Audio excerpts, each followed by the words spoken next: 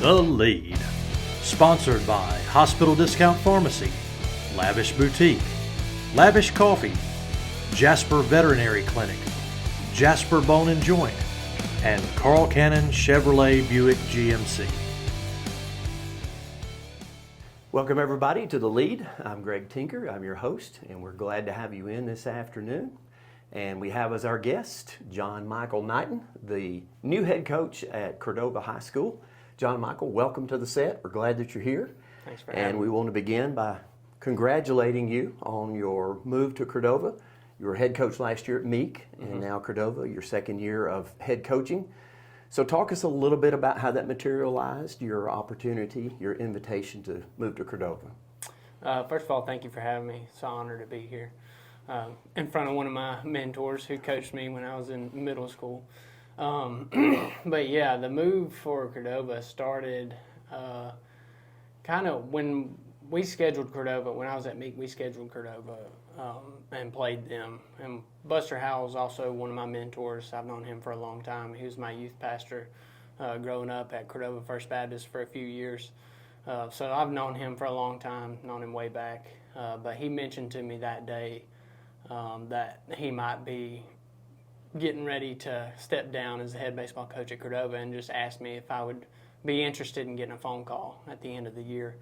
And I told him that I would be interested, that I was happy at Meek, I was happy in my situation, that I was going to give them every opportunity to provide me a teaching position and stay there because I did enjoy it there so much.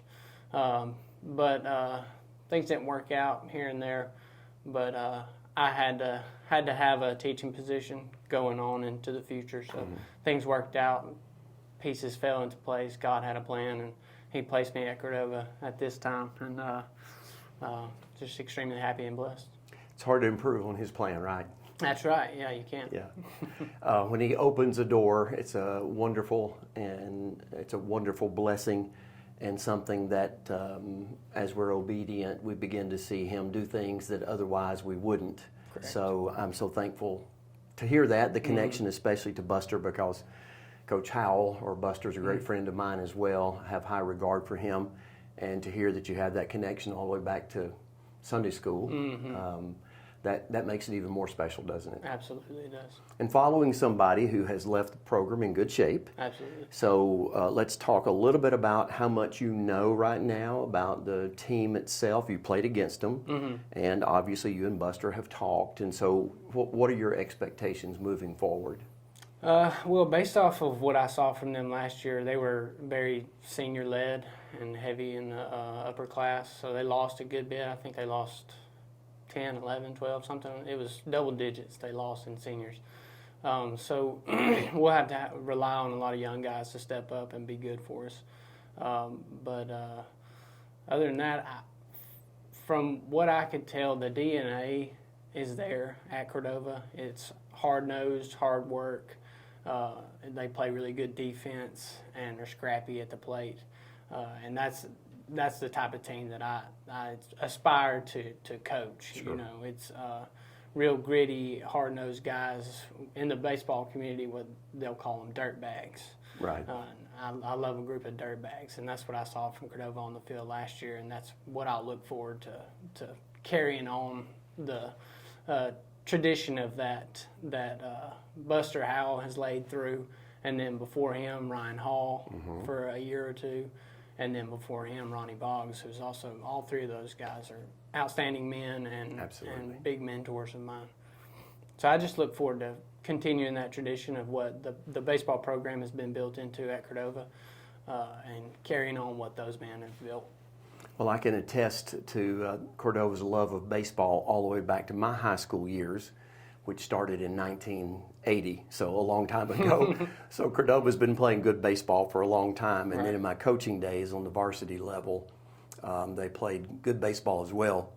So you're inheriting a really great tradition, and I know you're going to carry that on, which leads us into the next thing, and talk a little bit about your philosophy as a coach. You've had some experience now, 5 years I think you said. And so what sort of developed over that period of time? You kind of referred to it in terms of the kinds of kids you're looking for, hardworking, blue collar, dirtbag kids in the baseball world. But as they come on board, what is it you're going to be attempting to teach them? What my philosophy will be and what I attempt to instill in these guys is that you don't get anything without work. Nothing comes to you easy in this world and in life or in baseball. And that's a reason why I love baseball so much, is because it correlates so much towards life.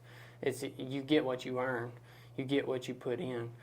And that'll be a big coaching, teaching point that I have, but also, your love for your teammates, and you're not doing it for yourself, you're doing it for the team, because at the end of the day, that's all that really matters. It's not any single accolades that you get, it's more about what the team earns and what the team gets from their hard work and the time and effort that they put in to create the program and to earn your wins as much as anything else. But as far as philosophy, I've picked up bits and pieces along the way. Obviously, Coach Pat Ware at Jasper is a big mentor of mine, and he was a big pitching and defense guy. Like we worked on hitting, but it was situational hitting. But he was a big pitching and defense guy, and I'm also a big pitching. I mean, obviously, I was a pitcher, have a pitching background, so defense is a big thing for me, because I would not have been as successful as I was if I didn't play behind phenomenal defenses, and that's what I attribute my success to. So, if we're going to be successful, defense and pitching is going to be on the mound and behind the mound. That helps us be successful. So that'll be a big point. And then also, I'm a big situational hitting guy as well. I think you can't rely on base hits and things like that and power numbers, especially in high school. You can as you move up, but in high school you got to find a way to manufacture runs, and a lot of that is bunting and hitting runs and getting a job done, hitting a guy over when you have the opportunity to, and functioning as an offense, not just individual hitters, but as an offense, and then playing really good defense and filling up the zone and pitching well all throughout that. And ultimately that'll lead to success.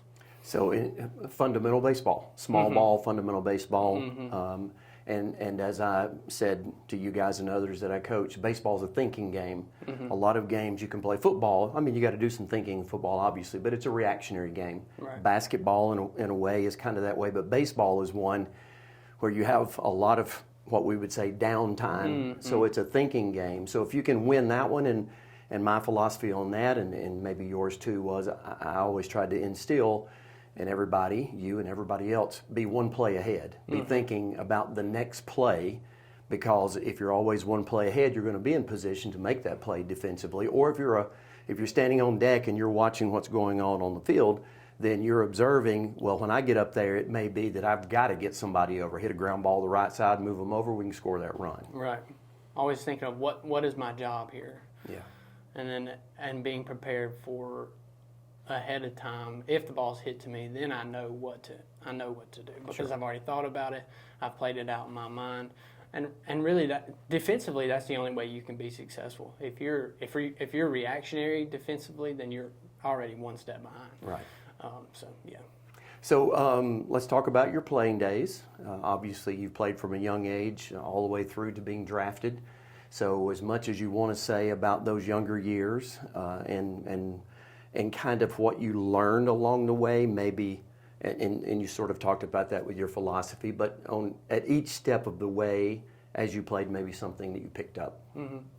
Well, as I mentioned before, you were my coach in middle school, you and Coach Burns, and you guys instilled a lot of what y'all were the beginning, is like I like to say, of my learning and developmental process through baseball, where you really learn the ins and outs of baseball. And at that time, I was an infielder.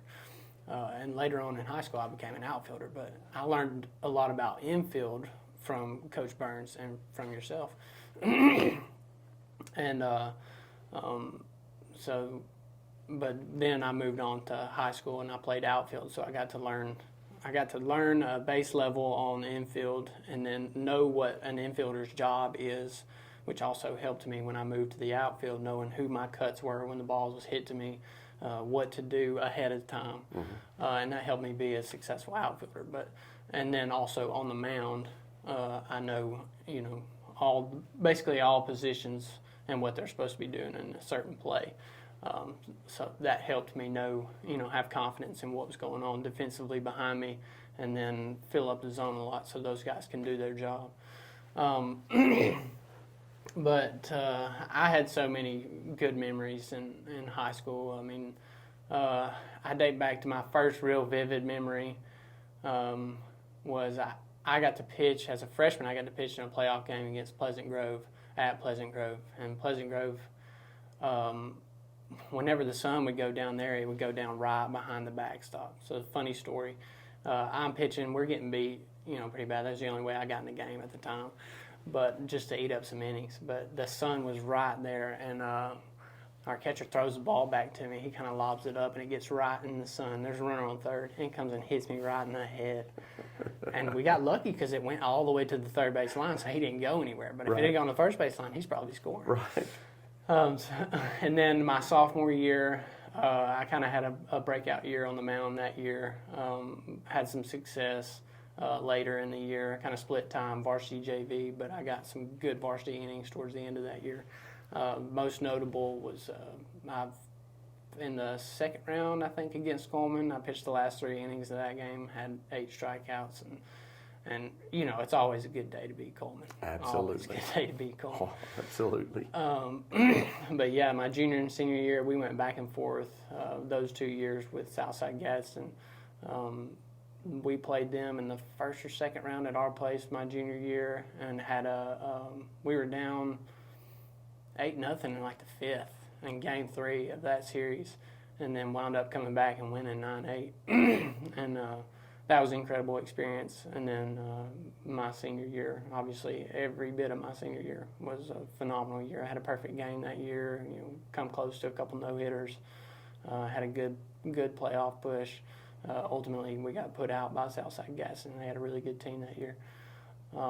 But then, luckily, was able to get a scholarship to go and play at the next level.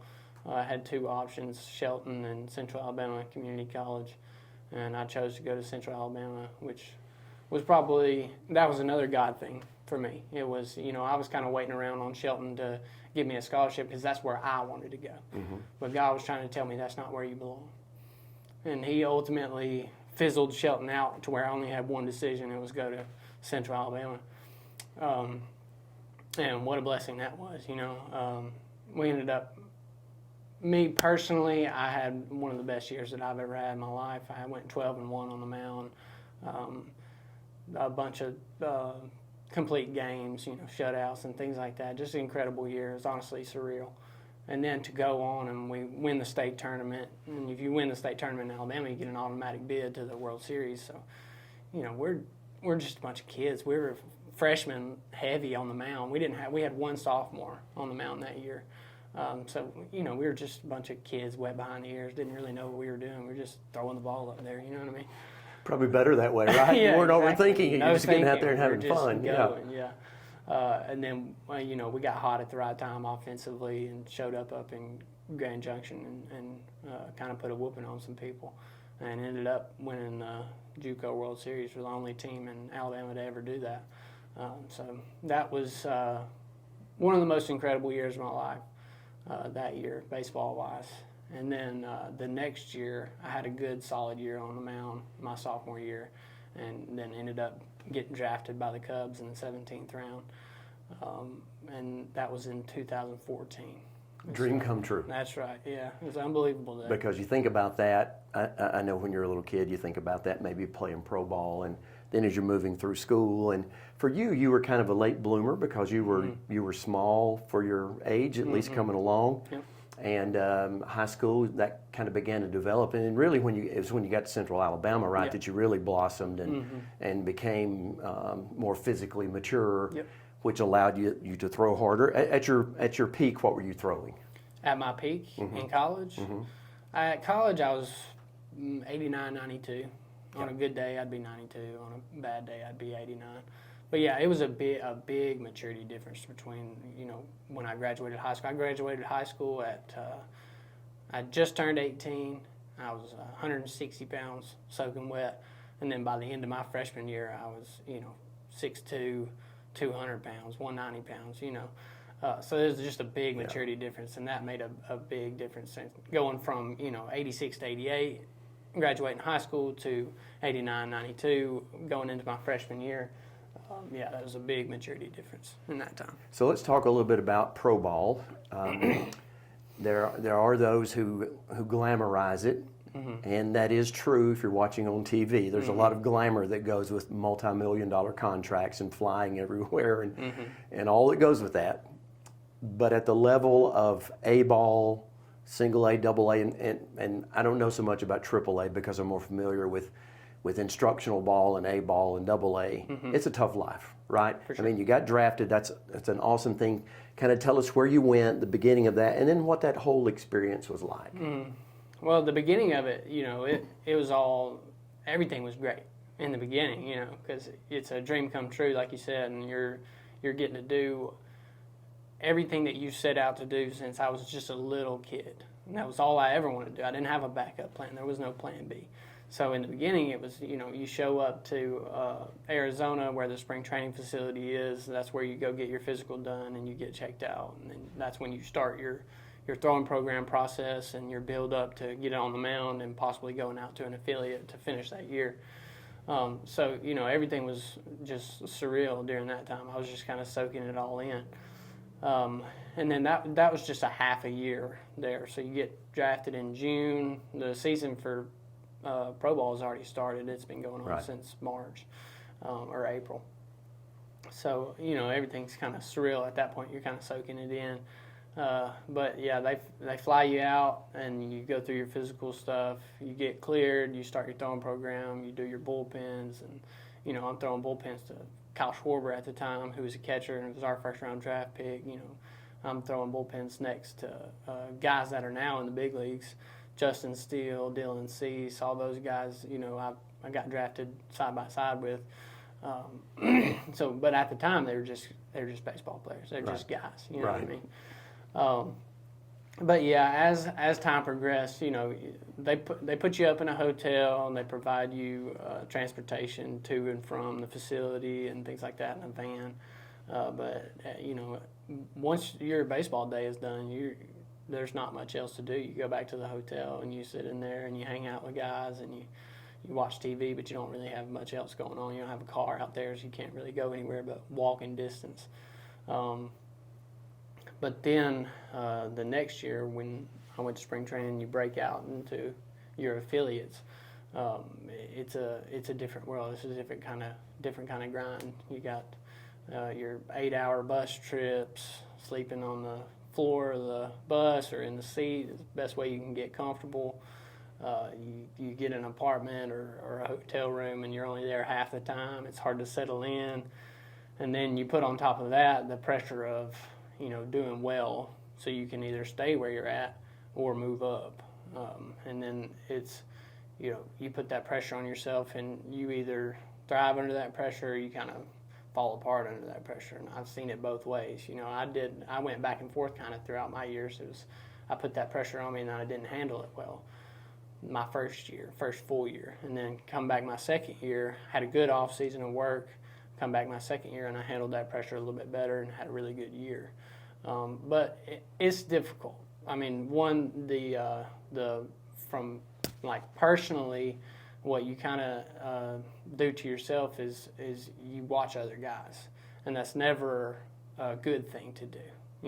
You're comparing, you're sizing yourself up to other guys. You're not focusing on what you're doing. You're focusing on what everybody else is doing, and then you fall into this trap of, well, I had a good day, so I kind of don't want this guy to have a good day. Right. And that doesn't have a negative effect on that person. It has a negative effect on you, because then they don't go out there and do bad. I mean, they're a professional pitcher. Right. They go out there and do well, and you're like, how's he look to the organization? Is he looking better than me?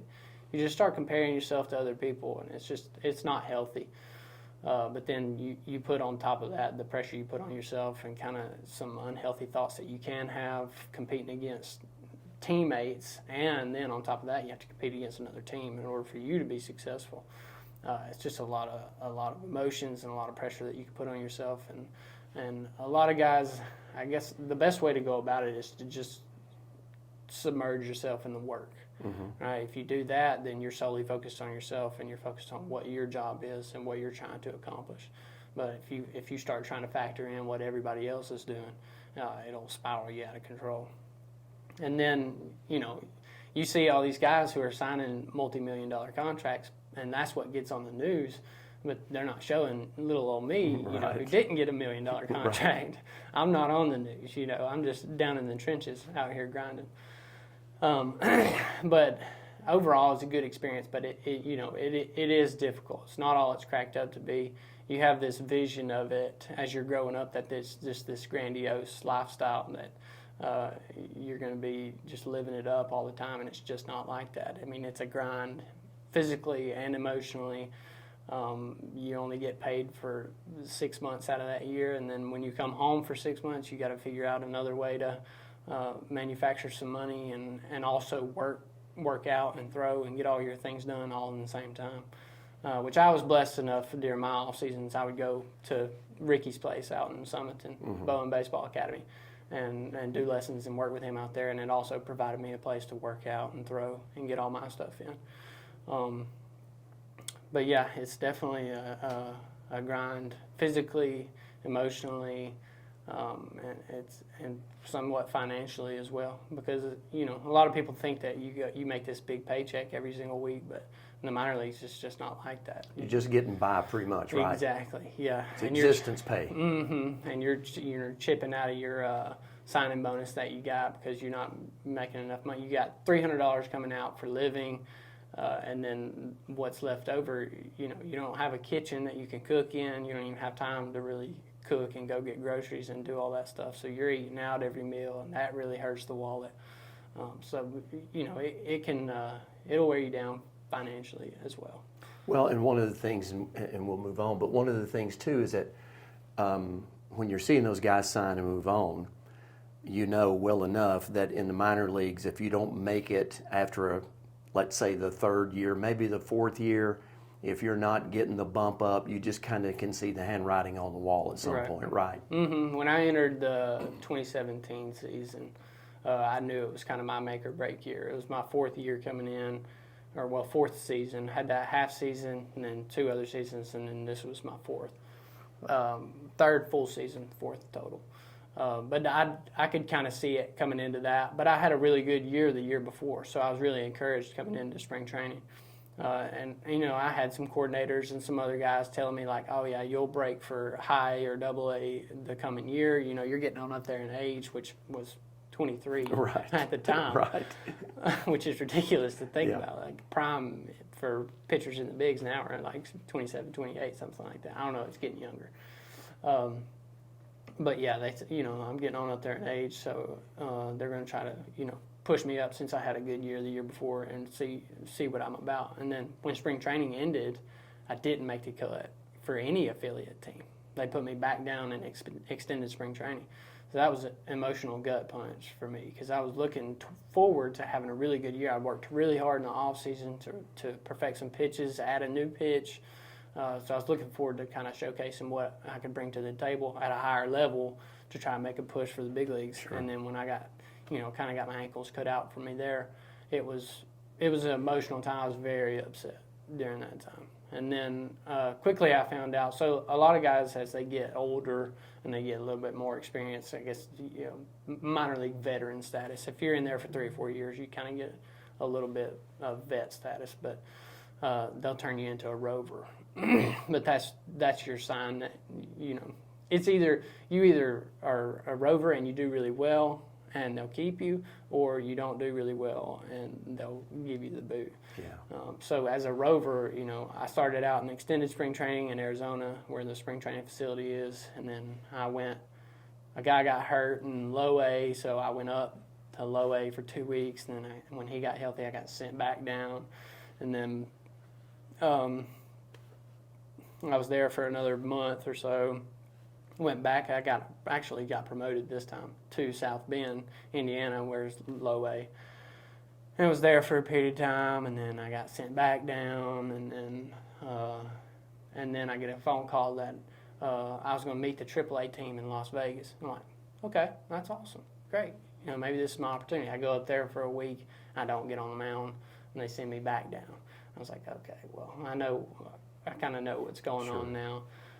And then that was about June. That was when our short season team would start up their season, so they go from June to September. So they sent me out there, and that was where I'd had my good year. The year before, I was comfortable there. I loved all the people there, coaches there. So I went back there, did really well, and then got another promotion back up to South Bend. And then it was another month where I got cut after that. Yeah. So yeah, it was disappointing. You find out at that level, it's a game because it's baseball, but it's a business more than it's a game. Mm-hmm. And what they're looking for is to make money, and whoever they think they can make that with is who's going to stay. Excuse me, who's going to stay. Right. So it doesn't mean necessarily that you're not any good. It just means for their business model you don't fit in necessarily. Mm-hmm. Yeah, and they try their best to teach and preach being a good teammate and going about things the right way. But ultimately, from the top, it's about business and it's about the money. So the ones they've invested the most in are going to get the most opportunities. Sure. Your pitchers who got their multi-million-dollar signing bonuses, they're going to pitch every fifth day, and they're not going to get sitting down, whether they're doing well or not. Right. Me, who didn't get that kind of money, it is contingent on how I'm doing at the time. So yes, it doesn't seem really fair, but it's capitalism. Really, it's either you got invested in, so we're going to give you opportunity, and you do well or you don't do well, or we didn't invest that much into you, so it doesn't really matter if you do well or don't do well. You're kind of expendable at a certain point. Well, you and Ricky can identify with each other. Mm-hmm. He pitched at a little higher level, but still kind of the same sort of business type thing. Right. And the great thing about it is, I know you went through some trials, but you played pro ball. Mm-hmm. And there are very, very few people. I mean, after 2 years of JUCO ball, I knew where I belonged, and it was getting a job. Okay, right. So I knew that I was not going to. There was no chance of me being drafted unless it was for one of the guys that's putting the tarp out on the field. Right. So I knew after 2 years of JUCO that I needed to get a job and finish paying for my college. But so to get drafted and to be able to play, there just aren't many people who get to do that. So that's a wonderful thing. I'm so proud of you for the work you put in and the opportunity to do that. And now that has prepared you to be where you are and to pass along things to young men, I hope, for a really long time, because I know the kind of quality person you are, a high character person. I know your work ethic. I know what you're about. And Cordova is very, very blessed to have you on board, because I know what you're going to offer, not just to your team, but to the entire community. And it's a win for them, it's a win for you, but it's really a win for them, for the school, for the community, and for the young men that you're going to be mentoring now and coaching for the next, I hope, maybe 3 decades, if you can hang in there. Yeah. So let's wrap up by talking about your personal life. So that's a good deal about coaching and all that, but it's a funny thing that sometimes when we're students or players, we don't realize that teachers and coaches are real people with real lives, right? Yeah. But you are, and so give us whatever you want to about your personal life now, away from baseball, away from school. Right. Well, personally, I've kind of bounced around because of baseball since I graduated high school. I bounced around quite often. Moved. Obviously, when I was playing, I bounced around all over the place. I was in Alexander City for college. And then after professional baseball, I went to Scottsboro, Alabama, and lived up there for a while. And I was there for 3 years, and I was happy there, but I was missing my family. Mm-hmm. I was wanting to get back towards family and get a little closer. My brother had a baby. I was going to be an uncle. My dad retired. My mom's getting close to retirement. She's working part-time now, so they're available to spend a lot more time with them and spend time with my niece and things of that nature. And then I was lucky enough that when I moved home, I met a girl who has a little boy, and they've come into my life and kind of made me feel whole a little bit, and we just got engaged over the weekend. Thank you, I appreciate that. So we'll be getting married here pretty soon.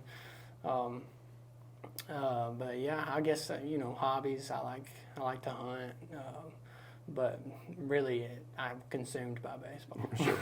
Sure. It always has been that Well, way. now, generally when you're at a school, they want you to coach multiple sports. Have they got you doing that as well at Cordova? I'll Baseball just, only? Yeah, I'll just coach baseball. Congratulations, that's awesome. Yeah. I very rarely had the opportunity to be baseball only, so man, that's terrific. I'm glad about that. Appreciate So you're settled in here, engaged, soon to be married at some point, and you'll have a son that goes with that. What age is he? He's 4. Okay, so he'll get to hang around the ballpark. I hope he has that has that interest already. He does. He started his first year at T-ball this year, and he Okay. did really well. It's like I tell people, you can tell towards the end of a T-ball season what kids really enjoy it and what kids don't. Right. The kids who really enjoy it are still locked in on, the ball's in play, I'm going to go make that play. Or, Right. They hit and they run the bases really hard. And then some of the other ones, when they're on defense, they get caught playing in the dirt, grabbing grass, throwing it up, filling their glove up, which it's all cute and fun. But Right. yeah, you can tell the ones who are really interested in doing it and the ones who kind of aren't really that interested. So he seems to be pretty fired up about it. When I was at Meek, he loved the big kids. He wanted to play with the big kids, do what the big kids wanted to do. So I think it'll be good for him if he does end up really enjoying baseball. Then having him grow up being around the game and being around big kids who are doing what he wants to do. That was a motivating factor for me when I was growing up. I had an older brother, Luke, who was good at baseball, and I always wanted to be better. I just wanted to beat him at everything. Did I ever? No, not really. But that was always a goal of mine. So it'll be good for him growing up around the game and That's terrific. being involved. Well, the final thing here is to sign the lead poster there. So if you'll do that wherever you would like. For sure. Signed by Ricky. I think that's appropriate. Yeah. Got that connection.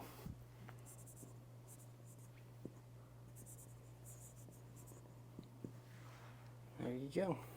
Well, John Michael, Coach Knighton, we're looking forward to watching your career at Cordova for the Blue Devils. Now, you'll be 5A baseball or 4A baseball? 4A now will reclassify after this baseball season. So I don't know what we're looking at, really. I think I've heard murmurings that there could be a 5A push with numbers, but I'm not really sure. As of right now, we're 4A. So 4A this season, possibility next season, 5A. But regardless, I know you're going to work hard at it. I know your teams are going to play the class. And as I've already said, I know you're going to represent the city and the school and your team well. And we're excited. I know I am personally, and others are excited about watching this progress. Oh, yeah. I'm very excited. Can't wait to get going. So it's been our honor today to have John Michael Knighton with us, the new head coach at Cordova High School. So this is Greg Tinker saying good afternoon for the lead.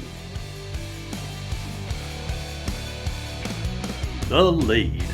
Sponsored by Hospital Discount Pharmacy, Lavish Boutique, Lavish Coffee, Jasper Veterinary Clinic, Jasper Bone and Joint, and Carl Cannon Chevrolet Buick GMC.